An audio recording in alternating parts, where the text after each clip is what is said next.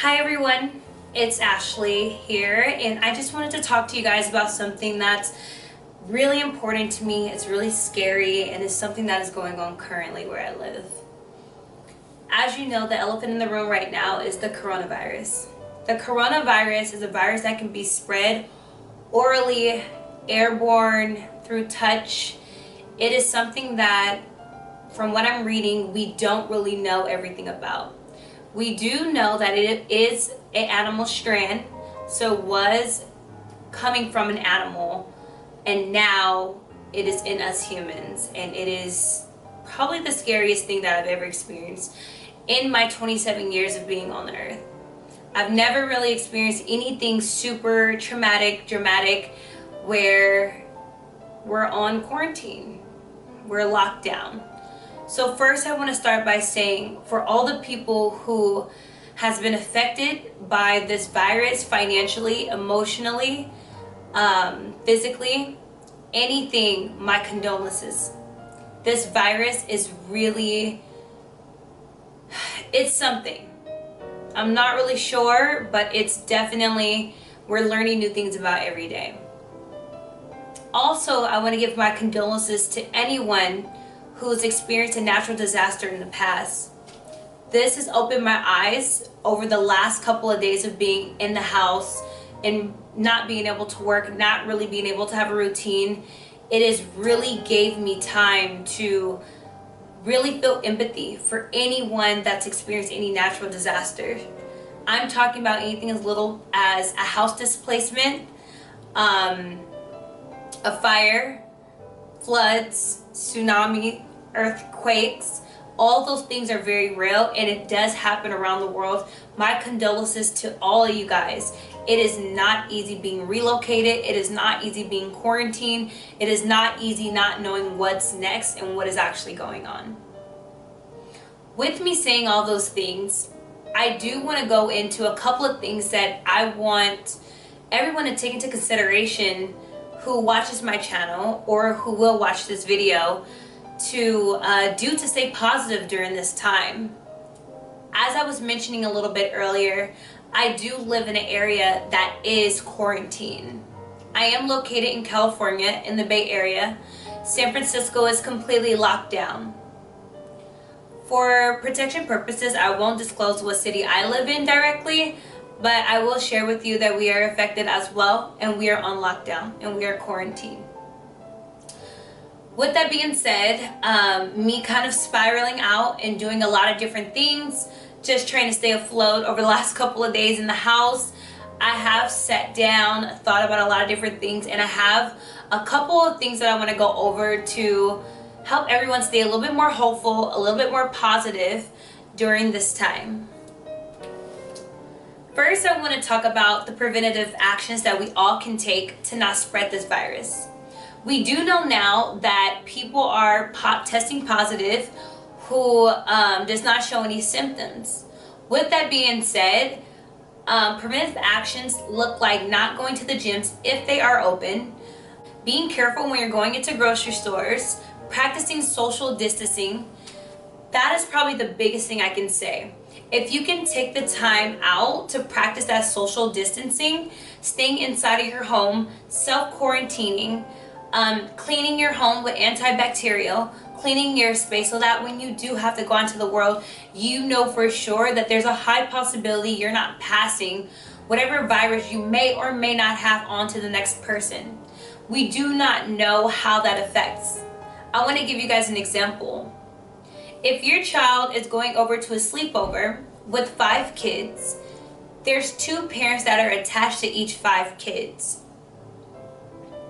Your child could possibly not be infected, but another child could be infected who can affect everyone there, including your child. That also affects yourself, your partner, which is their parents. That can also affect other siblings in the house. That can also affect other grandparents and other people outward. So that's why it really is important that we stay indoors during this time, especially if we don't know what our status is. If you know what your status is, then of course you have more of a leeway to move and glide throughout, your neighborhood or your city. But you still want to be careful for people who are out there. They don't know, they have no clue of their status. Now, what you can do, which is awesome outdoors, is you can go hiking. You just want to stay at least 6 feet away from the person in front of you. You can go jogging, you can go walking, you can go bike riding, you can use your scooter. You can pretty much do whatever activities you want to do outside, long as you're 6 feet away from someone else that you do not know. Next, I'm going to go into foods that you can eat. During this time, just like any time that you're sick, you want to make sure that you are ingesting as much vitamins as you can. Vitamins does not always come from a pill form. You want to make sure that you're actually eating foods that promote these cell turnovers in your body. For example, lemon, ginger, turmeric, greens, and vegetables. That could look like blending smoothies, making teas, which is what I made here, making stir fries, just incorporating these high vitamin enriched foods inside of your diet now. What you want to do is, while everyone's immune system is kind of being under attack, not only is this flu and cold season, but like we have this virus, to add on top of that. So what you want to do is really make sure that you're taking as much vitamins in. I would like to emphasize on the importance of vitamin C, zinc, all these things that are really going to help your immune system. Next, I want to talk about getting into a healthy routine. Since we all kind of don't know what to do, including myself, I would recommend starting a new routine. Waking up, writing in a journal, something like this, or reading a book. I have a couple book recommendations that I'll go over with you. Or turning on the TV, watching something positive, turning on meditation, starting an in-home workout. There's lots of in-home workouts that are on Instagram right now, on YouTube. A lot of people are giving them away for free. That is their way of contributing to helping this cause. We do need you to be as healthy as you can. And when I say we, I'm talking about the world. We need each other. We need everyone to be as healthy as they can and be in a healthy mental space as well as a healthy physical space. So my recommendations for that, again, is starting a healthy routine, whether it's waking up, drinking a nice smoothie, a nice pressed juice, eating a nice balanced breakfast, or writing in your journal, going to go take a walk outside. Make sure you're 6 feet away from anyone, or doing an in-home workout, or turning on your TV and listening to meditation. Start that as the beginning. Create a morale for you.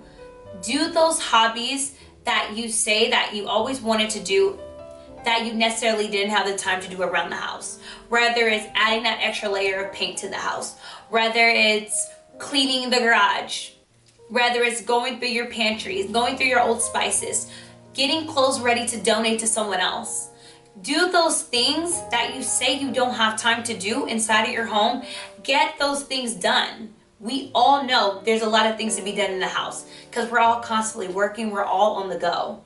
So this is something that can slow us down to take care of what we need inside of our own circle. In our own circle, I'm meaning by our home. Addition to that, I would like to add self-care. This can be the time where you moisturize your hair, you do your trim at home, you do your deep conditionings, you do your nails, you do your facials, you shave your legs, you shave your underarms, you take a bath. This could be those times where you really soak into self-care. Don't forget about yourself during times like this. We need you. We need you. Going into reading. Reading is such an amazing tool. It not only helps promote a strong brain, but it helps center you. It gets you grounded again. It also gives you something to think about. Whether you're into novels, poetry, literature, it doesn't matter. Get into something that you like. There's so many types of different avenues that you can use to read. I would say physically read. Take this time to to look at words and read them instead of listening to Audible, because now you have time, I have a couple of book recommendations here. The Becoming by Michelle Obama. This book is absolutely amazing. I wish that I read this book. I actually listened to Audible and she was the author. So Michelle read through the book and it was amazing, but I do wish that I would have read it, only because I retain more information when I'm reading it myself versus me hearing it. But I do remember how amazing it was, and her voice, phenomenal. But this is definitely a great book to read during a time like this. This book right here is Don't Settle for Safe by Sarah Jakes Roberts. She is the co-pastor of One Church LA down in La Brea. She's my pastor, alongside her husband, Torre. And this is an amazing book. This is a life-changing book, so I highly recommend anyone who's looking to take a couple of risks, anyone who is negotiating different career path changes, anything like that. Don't Settle for Safe by Sarah Jakes Roberts is absolutely amazing. Another cool book is The Wisdom of Sundays by Oprah Winfrey. This is a really light read. This is more so like inspirational. There's a lot of pictures inside with a lot of different quotes. It's just something beautiful and positive. So maybe instead of only reading it on Sundays, read a page every day or read 5 pages every day. Something to boost your morning with. A personal favorite that I'm reading currently is Feminism as Therapy.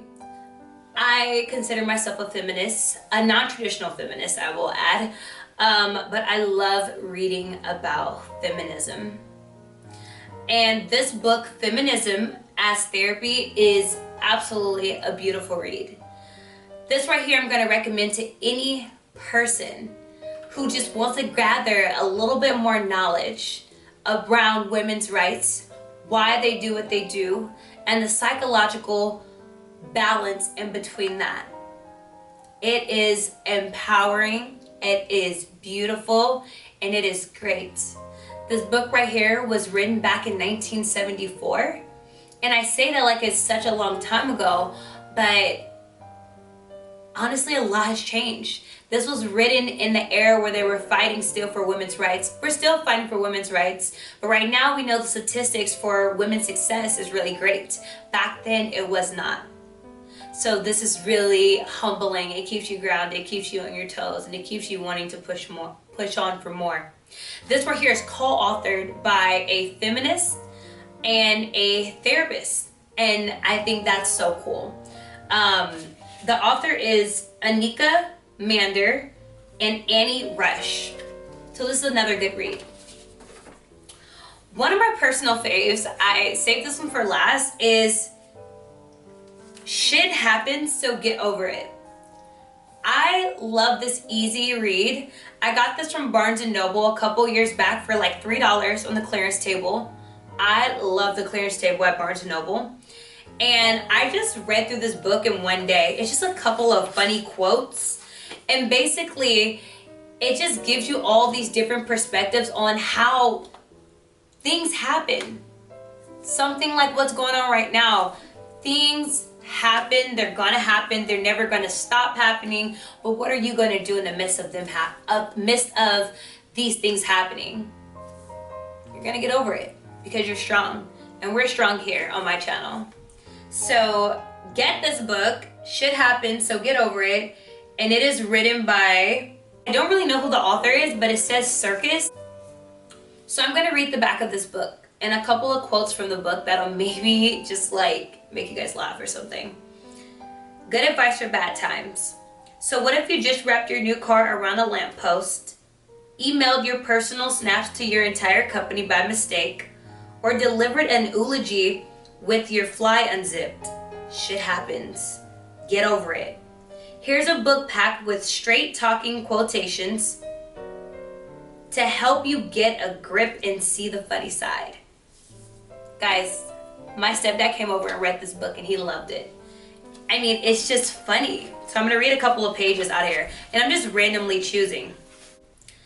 The season of failure is the best time for sowing the seeds of success.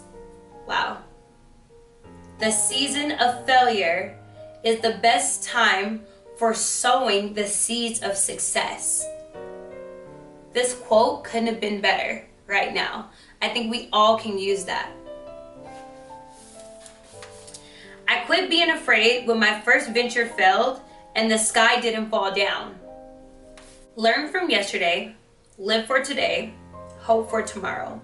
The important thing is not to stop questioning. By Albert Einstein. It's a great read.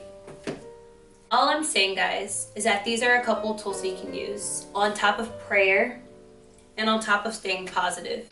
So in conclusion, we went over a couple of different things of how to stay positive during this time, what you can do for staying healthy, reading, self-care.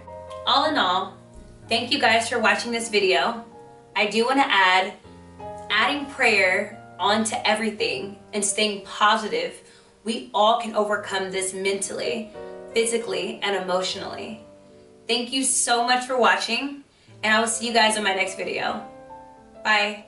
Love you guys. Stay safe.